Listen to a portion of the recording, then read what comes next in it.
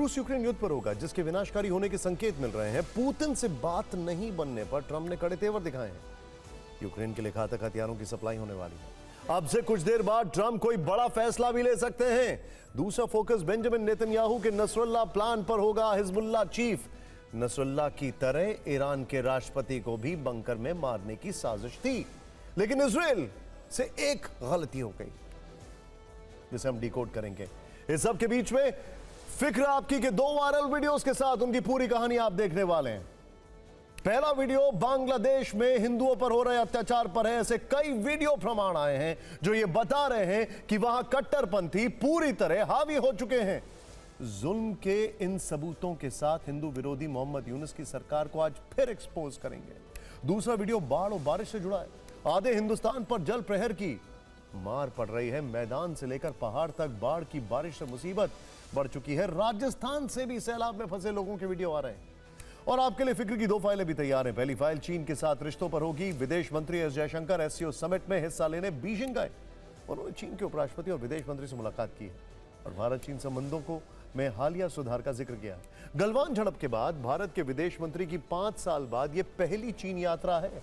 और दूसरी फाइल आपकी सेहत से जुड़ी है। ध्यान दीजिएगा। ओहो, अगर कल सुबह इसको खाने का प्लान कर रहे हैं तो यह खबर आपके लिए बहुत जरूरी है। अगर आपको भी समोसा और जलेबी खाना पसंद है तो इस खबर को बिल्कुल मत मिस करिए। सवाल यह है कि क्या समोसा जलेबी भी सिगरेट की तरह हानिकारक हो जाएंगे या हैं? सोचिए। देखिए, डोनाल्ड ट्रंप ने दोबारा सत्ता में आने के लिए वादा किया था कि वो 24 घंटे के अंदर ही रूस यूक्रेन जंग रुकवा देंगे, लेकिन ट्रंप राष्ट्रपति बनने के 6 महीने के अंदर ही खुद जंग में शामिल होने जा रहे हैं। नेटो चीफ मार्क रूट इस वक्त वॉशिंगटन में है। आज उनकी ट्रंप से एक अहम मुलाकात होने वाली है और इसके बाद ट्रंप रूस के खिलाफ बहुत बड़ा एक्शन ले सकते हैं, उसका ऐलान कर सकते हैं। यूक्रेन को लॉन्ग रेंज हथियार देने का ऐलान किया जा सकता है। इसके साथ पेट्रियट मिसाइल डिफेंस सिस्टम देने की घोषणा की जा सकती है। डर इस बात का है कि अगर ट्रंप ने ऐसा कुछ ऐलान किया तो रूस के खिलाफ ही अमेरिका की डायरेक्ट एंट्री होगी। विडंबना देखिए कि अमेरिकी राष्ट्रपति चुनाव के वक्त पुतिन ने कई बार ट्रंप की तारीफ की थी, उन्हें मजबूत नेता बताया था और ट्रंप ने भी कहा था कि पुतिन सिर्फ उनकी ही सुनते हैं, उनके कहने पर ही पुतिन ये जंग रोक देंगे। लेकिन सिर्फ 6 महीने में ही तस्वीर बदल चुकी है। ट्रंप कई बार यू टर्न ले चुके हैं। ट्रंप के यू टर्न अमेरिका समेत पूरे यूरोप पर बहुत भारी पड़ सकते हैं। पुतिन के लिए ट्रंप के विचार कैसे बदल गए, इसे आप ट्रंप के उन शब्दों से समझ सकते हैं जो कल उन्होंने पुतिन के लिए कहे। ट्रंप ने कहा, पुतिन दिन में मीठा बोलते हैं, रात में बम बरसाते हैं। पुतिन ने अपने बर्ताव से हमेशा निराश किया है। पुतिन कहते कुछ और हैं और करते कुछ और हैं। पुतिन को युद्ध के लिए 100% भुगतान करना होगा। हम यूक्रेन को पेट्रियट मिसाइल सिस्टम देंगे। यूक्रेन को पेट्रियट की सख्त जरूरत है। यानी पुतिन से करीबी दिखाने वाले ट्रंप अब खुलकर उनके खिलाफ उतर आए हैं। और ये पेट्रियट मिसाइल सिस्टम क्या है आपको पता है, लेकिन और ज्यादा डिटेल इस रील के बाद।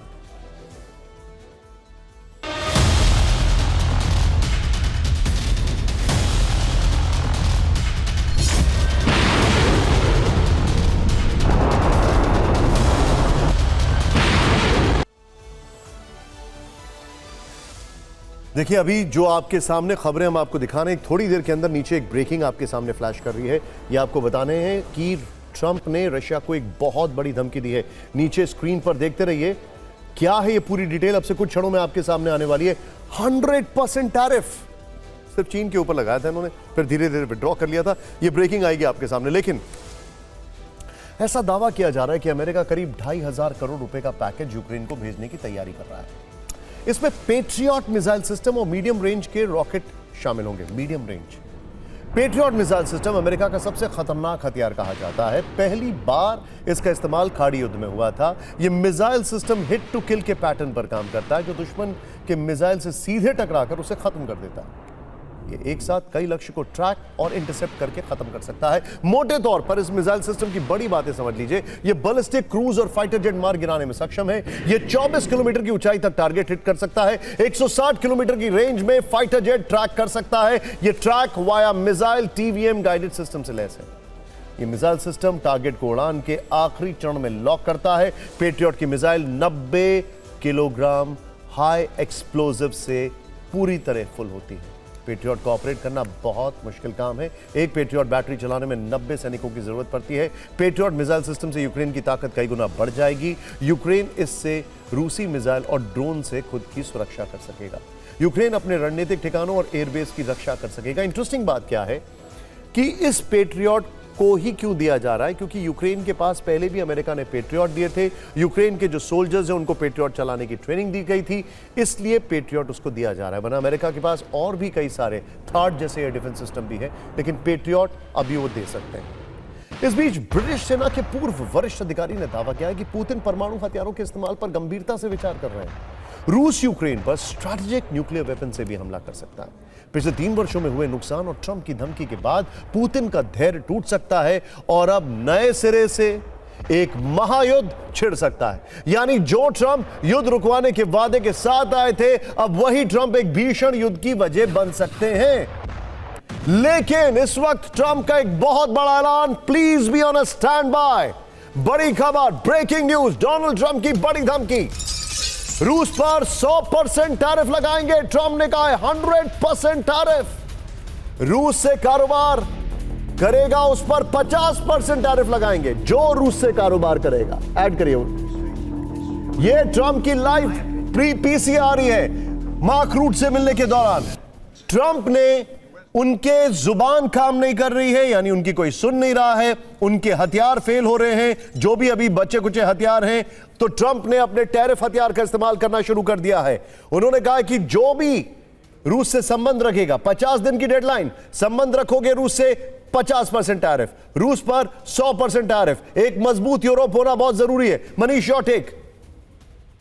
देखिए, सबसे बड़ी बात थी कि आज डोनाल्ड ट्रंप के अनाउंसमेंट का पूरी दुनिया वेट कर रही थी, क्योंकि बहुत हद तक इससे यह तय होता कि रूस और अमेरिका के रिश्ते कैसे होंगे, रूस और यूरोप के आने वाले समय में रिश्ते कैसे होंगे, या फिर कहिए कि वेस्ट वर्सेस वेस्ट की का जो जियोपॉलिटिकल इक्वेशन बन रहा है वो कैसे होगा। लेकिन डोनाल्ड ट्रंप के इस बयान के बाद तो यही लग रहा है कि उनके पास दिखाने के लिए या करने के लिए कोई ट्रंप कार्ड नहीं है, क्योंकि देखिए टैरिफ के नाम से आज की तारीख में वो बहुत डिक्टेट करने की स्थिति में नहीं है। अगर वो ये कहते हैं कि रूस के साथ रिश्ते को रखने पर भारत हो, चीन हो या दूसरे और देश जो ग्लोबल साउथ के हैं वो रिश्ते नहीं रखेंगे सिर्फ इसलिए क्योंकि टैरिफ के नाम पर, तो मुझे लगता है कि अमेरिका के दबाव में कोई देश नहीं आएगा। और अगर एक बार ट्रंप का ये टैरिफ कार्ड नहीं चला, फिर ट्रंप का क्या होगा, उनके वादों का क्या होगा, या उनसे कौन डरेगा, बहुत सारे सवाल है।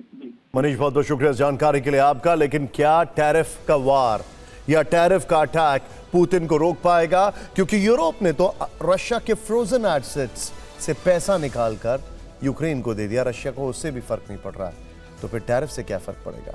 इस वक्त ईरान इजराइल फ्रंट भी सुलग रहा है और नेतन्याहू के बयानों से लग रहा है कि ईरान से जंग अभी खत्म नहीं हुई है। इस जंग पर एक विस्फोटक रिपोर्ट आई है, जिसके बाद हिजबुल्लाह चीफ रहे हसन नसरुल्लाह अचानक ट्रेंड करने लगे हैं। उसकी हत्या को कई महीने बीत चुके हैं, लेकिन आज नसरुल्लाह मीडिया रिपोर्ट्स में फिर से जिंदा हो गया। हमने इस शो में आपको बताया था कि पिछले महीने 12 दिनों तक चले युद्ध में सुप्रीम लीडर अली खamenei के साथ ईरान के राष्ट्रपति मसूद पेजेश्किन भी इजराइल के टारगेट पर थे। पेजेश्किन को लेकर कई थ्योरी कुछ दिनों से चल रही है। अब यह पता चला है कि पेजेश्किन को ठीक उसी स्टाइल में मारने का प्लान था जिस तरह हिजबुल्लाह चीफ हसन नसरुल्लाह को ठिकाने लगाया गया था, यानी बंकर के अंदर ही दफन करने की तैयारी। हालांकि नेतन्याहू का प्लान कामयाब नहीं हुआ, यह हम आपको बताएंगे क्यों नहीं हुआ। आखिर कैसे ईरान के राष्ट्रपति ने बंकर में अपनी जान बचाई, इसे समझने की हम पूरी कोशिश करेंगे। यह भी जानेंगे कि पश्चिम एशिया में अब क्या होने वाला है। लेकिन पहले ईरान के राष्ट्रपति मसूद पेजेश्किन के लिए नेतन्याहू का नसरुल्लाह वाला प्लान डिकोड करते हैं। अब आपको कुछ विजुअल दिखा रहे हैं। नई जानकारी के मुताबिक 16 जून को दिन में तेहरान के पश्चिमी इलाके में एक आधुनिक तरीके से सुरक्षित सरकारी भवन में ईरान की सर्वोच्च सुरक्षा परिषद की बैठक चल रही थी। यह बहुत हाई सिक्योरिटी जोन था, एक पहाड़ के नीचे बना हुआ था। इसके विजुअल्स भी हमने आपको दिखाए। ईरान के राष्ट्रपति मसूद पेजेश्किन समेत कई टॉप लीडर्स एक अंडरग्राउंड बम रोधी बंकर में मीटिंग कर रहे थे पहाड़ के नीचे। इसमें कार्यपालिका, विधायिका और न्यायिक शाखाओं के प्रमुखों के साथ कई सीनियर अफसर भी शामिल थे। इसी दौरान इजराइल ने उस बिल्डिंग पर एंट्री और एग्जिट गेट को निशाना बनाते हुए 6 मिसाइलें दागी। इस बंकर में 6 एंट्री और एग्जिट गेट थे। यानी एक पॉइंट पर एक मिसाइल गिराई गई थी। बिजली की सप्लाई भी काटी गई थी। प्लान यह था कि अगर दोनों गेट ध्वस्त हो जाएंगे तो बाहर निकलने का कोई भी रास्ता नहीं बचेगा और मीटिंग में मौजूद सभी लोग बंकर में ही दम तोड़ देंगे। लेकिन पहली मिसाइल गिरते ही ईरान की सुरक्षा एजेंसियों को खतरे का एहसास हो गया। मीटिंग में मौजूद पेजेश्कियन समेत सभी लीडर्स को एक सीक्रेट इमरजेंसी एग्जिट से बाहर निकाला गया। खुफिया रास्ते से राष्ट्रपति को निकालकर उनकी जान तो बचा ली गई, लेकिन इस दौरान उनका पैर जख्मी हो गया। इजराइल का प्लान कामयाब हो जाता, लेकिन एक गलती हो गई। आईडीएफ को एंट्री और एग्जिट गेट की जानकारी थी, लेकिन सीक्रेट इमरजेंसी रास्ते का उसे पता नहीं था। ईरान की सर्वोच्च सुरक्षा परिषद की बैठक टॉप कमांडरों के मारे जाने के बाद चल रही थी। 12-13 जून को इजराइल के हमले में ईरानी मिलिट्री के कई शीर्ष अधिकारी मारे गए थे। ऐसे में ईरान के अगले कदम को लेकर बंकर के अंदर सर्वोच्च सुरक्षा परिषद की बैठक चल रही थी, जहां राष्ट्रपति समेत सरकार के तीनों अंगों के प्रमुख मौजूद थे, जिन्हें टारगेट किया गया था ताकि सरकार को पूरी तरह उखाड़ फेंका जाए। पिछले साल 27 सितंबर को भी इसी तरह हिजबुल्लाह प्रमुख हसन नसरुल्लाह लेबनान की राजधानी बेरूत में एक ऊंची इमारत के बेसमेंट में मीटिंग कर रहे थे। उस वक्त इजराइल ने खुफिया सूचना पर उस बिल्डिंग पर बंकर बस्टर बम से हमला किया। मलबे में दबे नसरुल्लाह का दम घुट गया, लेकिन यहां फर्क था, वो एक बिल्डिंग के बेसमेंट में थे और यहां पर एक पहाड़ के अंदर बंकर बनाया गया था, तो फर्क था। इजरायली डिफेंस फोर्सेस यही मॉडल तेहरान में दोहराने की कोशिश करती है, लेकिन कामयाब नहीं हो पाती है। पेजेश्किन ने एक इंटरव्यू में यह भी कहा था कि उनके ऊपर हुए हमले के पीछे इजराइल का हाथ था, अमेरिका का नहीं। वैसे पश्चिम एशिया में जंग की आग अंदर ही अंदर सुलग रही है। ये देख रहे हैं आप, ये क्या है ग्राफिक्स? हमने नहीं बनाया, पहले आपको बता दूंगा। ये ग्राफिक्स ओपन सोर्स इंटेल से आया है। किस तरीके से ईरान का एयर स्पेस, ये देखिए, सेंट्रल और वेस्टर्न इलाके में एकदम खाली है, बगैर नो टाइम इशू के। हम आपको 3 संकेत दिखाते हैं कि अब आग कभी भी सुलग सकती है। पहला, ईरान अचानक अपना एयर स्पेस बंद कर देता है। वर्ल्ड सोर्स 24 के मुताबिक नोटैम जारी किए बिना, यानी नोटिस टू एयरमैन जारी किए बिना इमरजेंसी एयर स्पेस बंद किया गया है और तुर्की इराक के साथ जॉर्डन की उड़ानें रद्द कर दी गई। ये देखिए, ठीक सेंट्रल, देखिए जहां पर तेहरान लिखा है, देख रहे हैं आप, सब कुछ बंद है यहां पर। खास तौर से मध्य और पश्चिमी ईरान में एयर स्पेस बंद किया गया है। तेहरान के एक एयरपोर्ट के नजदीक कल धमाके की खबरें आई थी। 8 जुलाई के बाद यह दूसरी बार है जब ईरानी एयर स्पेस बंद किया गया। दूसरा संकेत, ईरान में कल रूस का सैन्य विमान उतारा गया, जिसके जरिए तेहरान को हथियारों की सप्लाई करने का दावा है। नोट करने वाली बात यह है कि अमेरिका से रूस के बढ़ते तनाव के बीच हथियारों की खेप भेजी गई। इस वक्त रूस के कार्गो प्लेन का तेहरान आना इत्तेफाक नहीं है। तीसरा संकेत नेतन्याहू की धमकी से मिल रहा है। फॉक्स न्यूज के हवाले से खबर है कि नेतन्याहू ने कहा है कि युद्ध अभी बाकी है, जंग अभी खत्म नहीं हुई है। ईरान को काबू में रखना होगा क्योंकि वो परमाणु हथियार तैयार करना चाहता है। नेतन्याहू ने आशंका जताई है कि ईरान ने अगर परमाणु बम बनाया तो सबसे पहले इजराइल पर हमला करेगा। ऐसा वो क्यों कह रहे हैं, इसे आप ईरान के एक सांसद के बयान से समझ सकते हैं। वो कह रहे हैं कि हमें कुछ ऐसा करना होगा जिससे 24 घंटे में परमाणु बम तैयार हो जाए। फिक्र में आबाद विदेश मंत्री डॉक्टर एस जयशंकर के चीन दौरे के। चीन के साथ हुई गलवान झड़प के 5 वर्ष बाद पहली बार जयशंकर चीन गए। बीजिंग में जयशंकर की मुलाकात चीन के विदेश मंत्री वांग यी से हुई, जिनके लिए कहा जाता है कि अभी सबसे ताकतवर इंसान वही हैं, उपराष्ट्रपति होने के बावजूद। जयशंकर ने चीन के साथ 75 वर्षों के कूटनीतिक रिश्तों का जिक्र किया। कैलाश मानसरोवर यात्रा फिर से शुरू करने के लिए चीन का धन्यवाद किया। एस जयशंकर ने बताया कि पिछले 9 महीनों में दोनों देशों के बीच कूटनीतिक रिश्तों में सुधार हुआ है और अब डी-एस्केलेशन के बाद ट्रेड समेत दूसरे मुद्दों को सुलझाने का वक्त आ चुका है। इससे पहले जयशंकर की मुलाकात चीन के उपराष्ट्रपति हान जेंग से भी हुई थी। इसे चीन के साथ संबंध सुधारने की दिशा में बड़ा कदम माना जा रहा है। जयशंकर चीन में शांघाई कोऑपरेशन ऑर्गेनाइजेशन के विदेश मंत्रियों की बैठक के लिए पहुंचे हुए हैं। इस दौरान जयशंकर ने कहा कि भारत और चीन के संबंधों का सामान्य होना बहुत जरूरी है। ये मुलाकातें गलवान झड़प के बाद काफी अहम मानी जा रही हैं। भारत और चीन के बीच वर्ष 2020 में गंभीर स्थिति पैदा हुई। 1 मई 2020 को दोनों देशों के सैनिकों के बीच पूर्वी लद्दाख के पैंगोंग त्सो झील के नॉर्थ बैंक में झड़प हुई। इसमें दोनों ही तरफ के कई सैनिक घायल हो गए। इसके बाद 15 जून को गलवान घाटी में एक बार फिर दोनों देशों के सैनिकों में झड़प हुई। इसमें भारत के 20 जवानों सर्वोच्च बलिदान देते हुए चीन के 40 से ज्यादा जवानों को मौत की नींद सुला दिया। चीन ने काफी समय तक झूठ बोला, लेकिन चीन में ही कई मीडिया रिपोर्ट्स ने जिनपिंग के झूठ का पर्दाफाश कर दिया। इसके बाद लंबे समय तक दोनों देशों के बीच संबंध बिगड़ गए थे और अब धीरे धीरे चीन से संबंध सुधर रहे हैं। आप भी चीन से भारत के सुधरते रिश्तों की टाइमलाइन को देखिए। 31 अक्टूबर 2024 भारत चीन में डेपसांग और डेमचौक पर बात बनी। 23 अक्टूबर 2024 कजान में प्रधानमंत्री मोदी और जिनपिंग की मुलाकात। 23 जून 2025 को बीजिंग में एनएस अजीत डोभाल की चीन के विदेश मंत्री से मुलाकात। 26 जून 2025 को चीन के किंगडाओ में रक्षा मंत्री राजनाथ सिंह एससीओ समिट में गए। अब एससीओ समिट के लिए जयशंकर बीजिंग में। अगली खबर भारतीय सैन्य शक्ति की, जिससे चीन और पाकिस्तान की चिंता बढ़ने वाली है, क्योंकि अब मुंबई का मझगांव डॉक पनडुब्बी और युद्धपोतों की फैक्ट्री बनने जा रहा है। भारतीय नौसेना के लिए दमदार और विध्वंसक युद्धपोत के साथ पनडुब्बियां बनाने के लिए मझगांव डॉक ने बड़ा कदम उठाया। देश की सामरिक जरूरतों को देखते हुए एमडीएल यानी Mazagon dock ship builders limited जहाज निर्माण क्षमता को और मजबूत करने जा रहा है। कंपनी ने अपने मुंबई कैंपस के पास 10 एकड़ समुद्री क्षेत्र को फिर से लेकर उसे जहाज निर्माण के लिए विकसित करने की योजना बनाई है। रक्षा सूत्रों के मुताबिक इस विस्तार योजना में 4000 से 5000 करोड़ तक का निवेश होगा। इसके तहत 2 नए बेसिन बनाए जाएंगे, जिनमें बड़े बड़े युद्धपोत और पनडुब्बियों का एक साथ निर्माण का और मरम्मत का काम हो पाएगा। एमडीएल नौसेना के लिए 2 बड़े पनडुब्बी प्रोजेक्ट पर काम कर रहा है, जिनकी अनुमानित लागत 1.06 लाख करोड़ रुपए से ज्यादा है। यह प्रोजेक्ट भारतीय नौसेना की पनडुब्बी क्षमता को और मजबूत करेगा। नौसेना की क्षमता में इजाफा करने के लिए एमडीएल फिलहाल एक साथ 11 पनडुब्बियां और 10 युद्धपोत बना रहा है, लेकिन भविष्य की जरूरतों को पूरा करने के लिए आधुनिक और विशाल शिपयार्ड इंफ्रास्ट्रक्चर चाहिए, जिसका निर्माण नई जमीन पर होगा। इससे एक साथ कई बड़े प्रोजेक्ट पूरे करने में आसानी होगी। देश की नौसेना को समय पर नए युद्धपोत और पनडुब्बियों की डिलीवरी होगी। चीन की तुलना में भारत की जहाज निर्माण क्षमता अभी काफी कम मानी जाती है। चीन के पास 370 से ज्यादा जहाजों का दुनिया का सबसे बड़ा बेड़ा, और ऐसी रिपोर्ट्स हैं कि भारतीय नेवी का लक्ष्य है करीब 2030 तक उसके पास कम से कम 150 से 175 वॉरशिप हो। एमडीएल ने हाल ही में अपनी 250वीं वर्षगांठ मनाई है। 1774 में शुरू हुए इस डॉकयार्ड को 1960 में भारत सरकार ने अपने नियंत्रण में लिया था। अब तक एमडीएल 800 से ज्यादा जहाज बना चुका है, जिनमें 31 कैपिटल युद्धपोत और 8 पनडुब्बियां शामिल हैं। कंपनी ने 214 जहाज विदेशों को भी सप्लाई किए हैं। देश की सामरिक सुरक्षा और आत्मनिर्भरता के लिए मझगांव डॉक लिमिटेड का यह कदम मील का पत्थर साबित होगा। आने वाले वर्षों में यह विस्तार भारतीय नौसेना के 175 कैपिटल शिप नेवी के लक्ष्य को पूरा करने में अहम योगदान देगा। जाहिर है, भारत का यह कदम बीजिंग की फिक्र बढ़ाने वाला है और पाकिस्तान की भी, शायद बांग्लादेश की भी।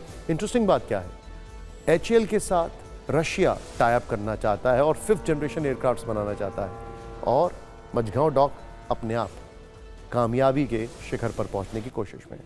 फिक्र में बात करते हैं बांग्लादेश की, जहां यूनुस राज में आम नागरिकों पर अत्याचार हो रहा है। वैसे बांग्लादेश के लिए नई बात नहीं है, लेकिन अब वहां की जनता का आक्रोश बढ़ता जा रहा है। कैसे बांग्लादेश में कट्टरपंथी आउट ऑफ कंट्रोल हो चुके हैं, बांग्लादेश से आए इस वीडियो में आप देखिए। आपको लगेगा ऐसा तो पाकिस्तान में होता रहा। आज बांग्लादेश में भी पाकिस्तान की चीजें साफ दिखाई दे रही हैं। कुछ कट्टरपंथियों ने मिलकर एक मुस्लिम व्यापारी की सरेआम हत्या कर दी। स्क्रैप कारोबारी का नाम लालचंद और सोहाग बताया जा रहा है। आप अक्सर बांग्लादेश में हिंदुओं के साथ अत्याचार की कहानी सुनते होंगे, हिंदुओं की पिटाई की तस्वीरें देखते होंगे, लेकिन आपको बता दें, इस मामले में धर्म वाला एंगल नहीं है। एक मुस्लिम कारोबारी की कट्टरपंथियों ने पीट कर हत्या कर दी। कारोबारी लालचंद उर्फ सुहाग की हत्या के बाद ढाका में जबरदस्त प्रदर्शन हो रहा है। कई छात्र संगठन हत्या के विरोध में सड़क पर है, आरोपियों के खिलाफ सख्त कार्रवाई की मांग कर रहे हैं। यहां तक कि मामला सुप्रीम कोर्ट पहुंच चुका है। इस केस में रैपिड एक्शन बटालियन ने 5 आरोपियों को गिरफ्तार किया है। मुख्य आरोपी का नाम है महमूदुल हसन मोहिन। इसके अलावा हत्याकांड में तारिक रहमान, रॉबिन, आलमगीर, मुनीर और टाइटन गाजी थे। इस केस में दर्ज की गई एफआईआर में कुल 9 आरोपियों के नाम है। सिर्फ 60 सेकंड में देखिए, बांग्लादेश में हिंदू हो या मुसलमान या किसी और धर्म के लोग, वहां पर अब सुरक्षा तो कहीं से नहीं दिखाई देती। बांग्लादेश में हिंसा, अत्याचार, गुंडागर्दी और उत्पात की कहानी सिर्फ इतनी नहीं है। पिछले 11 महीनों में हिंसा की 2442 घटनाएं सामने आई। 4 अगस्त 2024 से लेकर 30 जून 2025 तक हिंसा की इतनी घटनाएं देखने को मिली हैं। पूरे बांग्लादेश में भय का माहौल। नोबेल शांति पुरस्कार विजेता मोहम्मद यूनुस के शासन में बांग्लादेश में अशांति ही अशांति। अगर आपका प्लान है कल टी या ब्रेकफास्ट में समोसा और जलेबी खाने का, तो फिर एक विशेष सूचना, आपकी सेहत की फिक्र करते हैं। आप में से बहुत सारे ऐसे लोग होंगे जो गर्मा गर्म समोसे, जलेबी या जंक फूड देखकर अपनी जुबान पर कंट्रोल नहीं कर पाते होंगे। लेकिन आज हमने ऐसे सभी लोगों के लिए फिक्र की एक ऐसी स्वास्थ्यवर्धक फाइल तैयार की है जिसमें ऑयल वाला अलार्म है, ऑयल वाला अलार्म, चीनी वाली चिंता है और नमक वाला नुकसान है। लेकिन इस फाइल की शुरुआत एक सवाल के साथ। क्या आप सोच सकते हैं कि बहुत जल्द आपको समोसे और जलेबी के साथ सिगरेट के पैकेट जैसी चेतावनी देखने को मिलेगी? इंटरेस्टिंग। जल्द आपको समोसे और जलेबी की दुकान पर एक बोर्ड देखने को मिलेगा जिसमें उसके नुकसान के बारे में बताया गया होगा। जैसे सिगरेट के पैकेट पर वार्निंग लिखी होती है कि तंबाकू का सेवन स्वास्थ्य के लिए हानिकारक है, वैसे ही जल्द समोसे और जलेबी के साथ ये चेतावनी नजर आएगी कि खाइए लेकिन सोच समझकर। दरअसल इन सवालों के पीछे की एक वजह है स्वास्थ्य मंत्रालय की एक एडवाइजरी, जिसके बाद मुमकिन है कि आने वाले वक्त में समोसे, जलेबी और लड्डू के साथ आपको एक वैधानिक चेतावनी दी जाए। लड्डू के साथ भी स्वास्थ्य मंत्रालय की ओर से सभी केंद्रीय संस्थानों को एक निर्देश जारी किया गया है, जिसमें कहा गया है कि अब सभी फूड आइटम्स पर ऑयल और शुगर बोर्ड लगाए जाएं। उफ, किस खाद्य पदार्थ में कितना शुगर, कितना फैट, इसकी स्पष्ट जानकारी होनी चाहिए। लोगों को खाने से पहले यह पता होना चाहिए कि वो क्या खा रहे हैं और कितनी मात्रा में खा रहे हैं। और स्वास्थ्य मंत्रालय के इस निर्देश के पीछे वो चिंता है जिसमें मोटापे वाला खतरा है। हालांकि स्पष्ट है कि ऐसे फूड आइटम्स पर किसी तरह का प्रतिबंध नहीं होगा। इस अभियान का मकसद जनता को जानकारी प्रदान करना है, ना कि इन पर बैन लगाना। बल्कि खुद आपको यह समझना होगा कि स्वाद से जरूरी स्वास्थ्य है। हमें तंबाकू और स्मोकिंग, इसके बारे में दुष्परिणाम हर मूवी में, हर पान ठेले पे और हर डिस्कशन में आता है, लेकिन ये वाला जो टॉपिक है शुगर और ऑयल से जो दुष्परिणाम है, इसका हमारा डिस्कशन कहीं नहीं होता है। तो ये नॉन कम्युनिकेबल डिसीज जो है मोटापा, इसके लिए गवर्नमेंट का एक बहुत अच्छा इनिशिएटिव शुरू हुआ है। एक एम्स का सर्कुलर आया है जिससे कि जहाँ पे भी गवर्नमेंट इंस्टीट्यूट्स है वहाँ पे जहाँ ये खुद ही गवर्नमेंट इंस्टीट्यूट्स में अगर ये समोसा और जलेबी मतलब शुगर और ऑयल प्रोवाइड किया जाता है, वहाँ पे एक इंस्ट्रक्शंस रहेंगे, कुछ स्टिकर्स रहेंगे जिसमें ऑयल कंटेंट और शुगर क्वांटिटी हमें बताई जाएंगी और उससे जो साइड इफेक्ट्स और दुष्परिणाम होते हैं वो हमें पेशेंट को या फिर कॉमन पब्लिक को अवेयर कराया जाएगा। फिर वो कॉमन पब्लिक का डिसीजन है कि उसको कंज्यूम करना है कि नहीं करना है। एक सज्जन ने मुझे अभी ट्वीट करके पूछा है कि क्या ये एडवाइजरी कचौड़ी और पराठे पर भी होगी। खैर, वैसे समोसे और जलेबी वो स्नैक्स हैं जो भारत में बड़े प्रेम से खाए जाते हैं, कई सालों से खाए जाते हैं। शायद आपको यकीन ना हो कि भारत में रोजाना 6 करोड़ समोसों की खपत होती है। समोसा फैक्ट्री, समोसे की शुरुआत मध्य एशिया से हुई है और 9वीं शताब्दी में एक फारसी कवि की कविता में समबूसा के नाम में से इसका जिक्र मिलता है। लेकिन आज समोसे भारत में सबसे ज्यादा लोकप्रिय हैं। इसी तरह जलेबी का भी अपना खास बायोडेटा है। क्या आप जानते हैं आयुर्वेद में जलेबी को रोग नाशक और बलवर्धक माना गया है। प्रमाणिक ग्रंथ भाव प्रकाश निघंटू में इसे कुंडलिनी का कहा गया है और गर्म जलेबी को चर्म रोग में लाभकारी बताया गया है। संस्कृत में इसका नाम है सुधा कुंडलिका, जबकि कहीं कहीं इसे जल वलिका भी कहते हैं। माना जाता है कि जलेबी शब्द फारसी जोलेबिया या अरबी जुलीबिया से आया है। इसकी उत्पत्ति हुई है ईरान से, फिर ये अरब, यूरोप, उत्तर अमेरिका तक फैली। हालांकि ईरान में आज भी इसे जुलीबिया कहा जाता है और पश्चिम एशिया में से ये भारत में मध्यकालीन व्यापारियों और आक्रमणकारियों के जरिए आई है। भारत में जलेबी का सबसे पहला जिक्र 1450 ईस्वी में जैन ग्रंथ प्रियम कनर पतकथा में मिलता है, जबकि प्राचीन फारसी रसोई की किताब अल तबीख और किताब अल तबीख में जुलीबिया का उल्लेख मिलता है। भारत में मुगल काल में इसे लोकप्रियता मिली और ये जहांगीर को काफी पसंद थी। तब जहांगीर के खानसामे ने इसे नया रूप देकर जहांगीरी नाम दिया था, जो आगे चलकर इमरती बनी। इसके अलावा मीराबाई और तुलसीदास ने भी अपने दौर में जलेबी का उल्लेख किया, लेकिन आज मोटावे वाली महामारी के इस दौर में जलेबी पर चेतावनी चिपकाने की नौबत आ गई है। जलेबी के कदरदानों को ये बातें जरूर चुभ रही होंगी।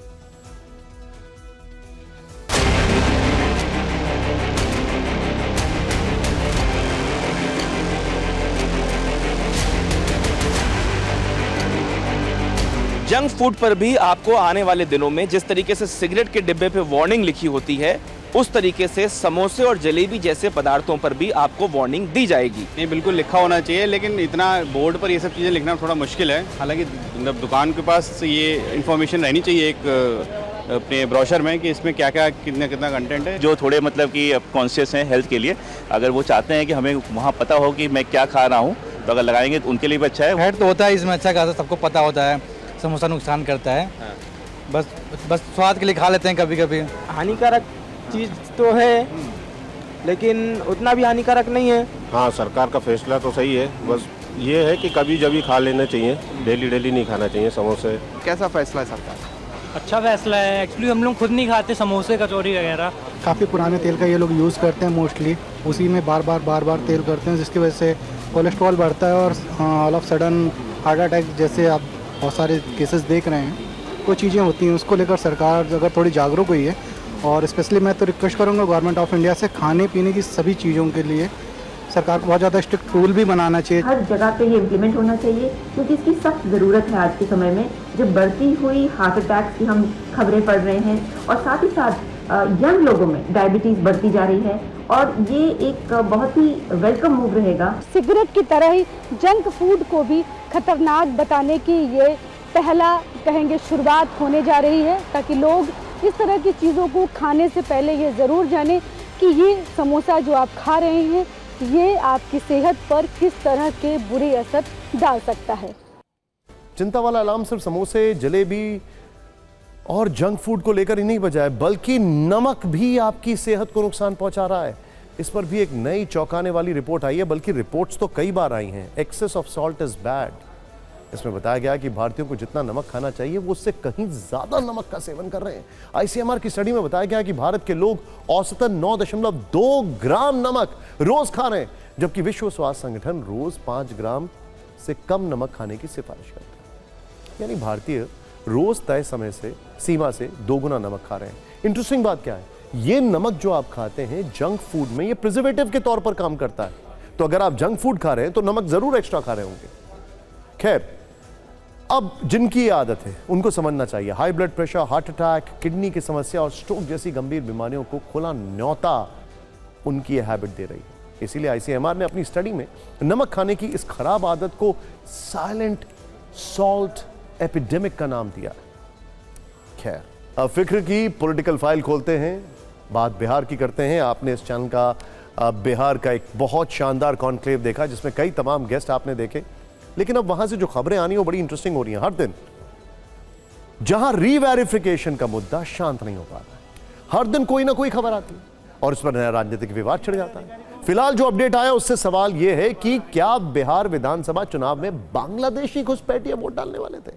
क्या चुनाव आयोग के वोटर रीवेरिफिकेशन के कारण अवैध नेपाली अब चुनाव से आउट हो जाएंगे? सोचिए सर, क्या बिहार में म्यांमार के घुसपैठिए भी वोट डालने की कोशिश में थे?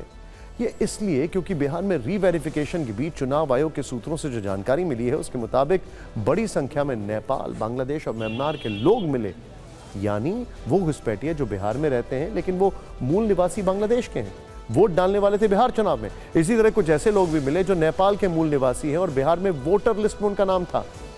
चुनाव आयोग के इस अभियान में कुछ म्यांमार के निवासी भी मिले हैं जो बिहार चुनाव में वोट डालने वाले थे, लेकिन अब सबके सपने टूटने वाले हैं। चुनाव आयोग की ऐसी ही कुछ तैयारी है। सूत्रों के मुताबिक 1 अगस्त के बाद ऐसे लोगों की जांच की जाएगी। फाइनल लिस्ट में अवैध प्रवासियों के नाम शामिल नहीं होंगे। अंतिम मतदाता लिस्ट में 30 सितंबर को जो है वो जारी हो जाएगी। हालांकि चुनाव आयोग के सूत्रों से जो जानकारी मिली है उस पर विवाद धीरे धीरे बढ़ रहा है। इस पर बिहार के नेता विपक्ष के तेजस्वी यादव जो नेता विपक्ष हैं तेजस्वी यादव से सवाल पूछा गया तो उन्होंने सूत्रों पर जो कहा उस पर जेडीयू बीजेपी ने आपत्ति जताई है। एक बार सुनिए इस मामले में अब तक का राजनीतिक अपडेट क्या है। ये कहा जा रहा है चुनाव आयोग के द्वारा, चाहे ये कंप्लेन है, वो लोग आके फंसे हैं। एक मिनट, इसका चुनाव आयोग से कोई डॉक्यूमेंट या कोई प्रेस नोट या कोई ऐसी बात आई है या कि कहाँ से खबर आई? सोर्सेज बता रहे हैं, सूत्र बताते हैं। हम उस सूत्र को मूत्र समझते हैं। सूत्र नहीं, मूत्र लोग हैं। पत्रकारों के सूत्र को मूत्र समझते हैं। अच्छा है, नेता की मजबूती दिखाता है कि नेता कितना मजबूत अपने आप को फील कर रहा है। तेजस्वी कहीं बौखलाहट में, भाई साहब 10 ही दिन बचे हैं, अपना नाम चढ़वा लीजिए। पता चला इन्हीं का नाम नहीं चढ़ा, अपना नाम चढ़वा लीजिए। प्रेस कॉन्फ्रेंस वगैरह बाद में। ये सूत्र कौन है? इन सूत्रों का कि उत्पत्ति कहां से होती है। ये उत्पाती लोग हैं, उत्पाती हैं। आप अभी आपके पास सत्यापन नहीं हुआ, आप आनंद फानन में हेडलाइन मैनेजमेंट कर रहे हो। तो ये सोर्सेस बेशरम है, मैं कह रहा हूं, बेशरम है ये लोग। हम चाहेंगे कि ईसीआई को खुद ऑन रिकॉर्ड ये बात कहे, ये एम्बेडेड लोग, ये जो चमचे हैं, इनको इस्तेमाल ना करें। आप एक कॉन्स्टिट्यूशनल बॉडी है और हमको बीएलओस का नंबर दें। वो जो हमको जिस बात का एप्रीहेंशन था कि बैकडोर एनआरसी हो रहा था, वो साबित कर रहे हैं उसको। विपक्ष संभावित पराजय को देख करके अफवाहों का सहारा ले रहा है। ईवीएम भी फर्जी है, चुनाव आयोग भी फर्जी है, चुनाव के नतीजे भी फर्जी हैं और लोकतंत्र भी फर्जी है। ये इंडी गठबंधन का कंक्लूजन है जो शर्मनाक है। शब्द चयन में कोई फर्क हो सकता है, लेकिन तथ्य तो वही बोलते हैं कि अपवाद अगर हैं भी, म्यांमार, बांग्लादेश और यहाँ के लोग वहाँ हैं भी, तो उसको इतना बड़े स्तर पर उछाल देने का मतलब कि मुख्य मुद्दे से भटकाना है। मैं इसको स्पेशल इंटेंसिव रिगिंग कहता हूँ। इन राजनीतिक हलचलों के बीच यह भी दावा किया जा रहा है कि 80% से ज्यादा फॉर्म भरा जा चुका है, लेकिन जमीनी हकीकत यह नहीं है। जमीन पर री-वेरिफिकेशन का काम काफी बिखरा हुआ है। बिहार के अलग अलग जिलों में TV9 संवाददाता पहुंचे तो उन्होंने क्या देखा, आप देखें। उनको फिर दे दिया गया है और उसमें जो डॉक्यूमेंट जिसके पास था लगा दिया गया है। पटना जिला में वैसे आपको ये बता दें कि चुनाव आयोग ने अगले महीने से पूरे देश में मतदाता सूची के पुनर्निरीक्षण के लिए जमीनी तैयारी शुरू कर दी है। आयोग बिहार की तरह अगले महीने अखिल भारतीय स्तर पर मतदाता सूचियों का विशेष गहन पुनर्निरीक्षण जो है उसकी प्रक्रिया शुरू करेगा। इसके लिए चुनाव आयोग ने सभी राज्यों में अपनी चुनाव मशीनरी को सक्रिय कर दिया है। फिक्र में अब आगे बढ़ते हैं और बात करते हैं महाराष्ट्र में मराठी और हिंदी को लेकर छिड़े विवाद की। बड़ी इंटरेस्टिंग खबर है। अब इस भाषाई विवाद को सुलझाने का बीड़ा शंकराचार्य अभिमुक्तेश्वरानंद ने उठाया और इसके लिए शंकराचार्य खुद मराठी सीख रहे हैं। उनको मराठी सिखाने के लिए 2 शिक्षक भी नियुक्त किए गए हैं। शंकराचार्य ने बाल भारती की किताब के साथ मराठी सीखने की शुरुआत की है। साथ ही ये भी कहा कि जिस राज्य में रहो वहां की भाषा सीखो। शंकराचार्य मराठी भाषा को कैसे सीख रहे हैं आप भी ये देख लीजिए। कर्ता, कर्म, क्रिया का ज्ञान सीख रहे हैं। भूतकाल में क्रिया बदलना सीख रहे हैं। भविष्य काल में प्रत्यय लगाना सीख रहे हैं। मराठी के ला और हिंदी के ला में उच्चारण का फर्क सीख रहे हैं। संस्कृत के अध्ययन के आधार पर मराठी सीख रहे हैं। तो आप भी देखिए TV9 भारतवर्ष से खास बातचीत में शंकराचार्य ने क्या कहा। हमारे साथ शंकराचार्य अभिमुक्तेश्वरानंद महाराज जी हैं। महाराज जी, आप मराठी सीख रहे हैं, क्या आपको लगता है महाराष्ट्र में इसकी जरूरत है? जहाँ जाए वहाँ का कुछ लाभ लेना चाहिए, एक सामान्य नीति है। और दूसरे, यहाँ पर मराठी हिंदी का विवाद भी चल रहा था, उस विवाद में कड़वाहट घुल रही थी, तो हमने सोचा कि इस कड़वाहट को मिठास में बदलना चाहिए और उसका कोई दूसरा तरीका हमको नहीं दिखाई दिया। तो हमने सोचा कि हम स्वयं मराठी सीखते हैं, इससे वातावरण बदलेगा। बिहार में कुछ नेताओं के साथ में TV9 भारतवर्ष ने बात किया। उनका कहना है कि उनको कोई ज़रूरत नहीं है मराठी सीखने की। वो कह रहे हैं कि क्यों हम सीखें मराठी। बिहार की पॉलिटिक्स में फिलहाल एक अलग तरीके का फ्लेवर है, आप इस पर क्या कहेंगे? अब इसमें क्या कहना है, हमको तो लगा कि सीख लेनी चाहिए, तो हम तो सीख रहे हैं। जिसको लगता है नहीं सीखना है उसकी अपनी बात। जो लोग ज़बरदस्ती सिखा रहे थे, पूरे देश ने उनको बता दिया कि ज़बरदस्ती किसी भी मामले में हो ये ठीक नहीं होती है। जो भी कार्य बलपूर्वक कराए जाएंगे वो सब ना किए के बराबर, नल एंड वाइड होंगे। तो ऐसी परिस्थिति में बलपूर्वक कुछ भी नहीं कराया जाना चाहिए, किसी से भी नहीं कराया जाना चाहिए। अब सुप्रीम कोर्ट का एक अपडेट आपको दे देते हैं। सोशल मीडिया और अभिव्यक्ति की आजादी को लेकर आज सर्वोच्च अदालत ने बड़ी टिप्पणी की है। इस मामले में मौखिक टिप्पणी की गई है, कोई आदेश नहीं दिया गया है। सुप्रीम कोर्ट ने कहा कि आपसी भाईचारे में नफरत को कम करने की शक्ति है। सोशल मीडिया पर अभिव्यक्ति की आजादी का इस्तेमाल करते वक्त संयम की जरूरत होती है। जस्टिस BV नागरत्ना ने कहा है कि हम सेंसरशिप की बात नहीं करते। सोशल मीडिया पर अपनी राय रखना एक बात है, लेकिन उसे किसी खास तरीके से कहना सही नहीं है। सुप्रीम कोर्ट ने टिप्पणी शिकायतकर्ता वजाहत खान की याचिका पर सुनवाई करते हुए कही, जिसके चलते शमिष्ठा पनोली की गिरफ्तारी हुई थी। उन्होंने अपने सोशल मीडिया पोस्ट को लेकर असम, महाराष्ट्र, दिल्ली और हरियाणा में दर्ज FIR को एक साथ जोड़ने की मांग की।